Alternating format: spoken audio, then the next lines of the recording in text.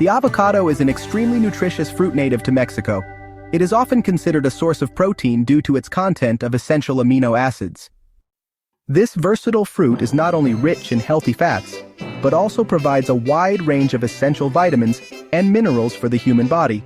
Its smooth and creamy flavor makes it a popular ingredient in a variety of dishes, from guacamole to salads and sandwiches. The rich history of the avocado dates back to ancient Mesoamerican cultures, where it was considered a sacred food and a symbol of fertility and prosperity.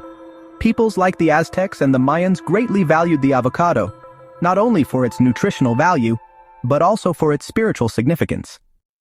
They used it in religious ceremonies and included it in their art and mythology. Additionally, the avocado was appreciated for its healing properties and was used in traditional medicine to treat a variety of ailments. This reverence for the avocado has endured through the centuries and continues to be an important part of Mexican culture and cuisine to this day.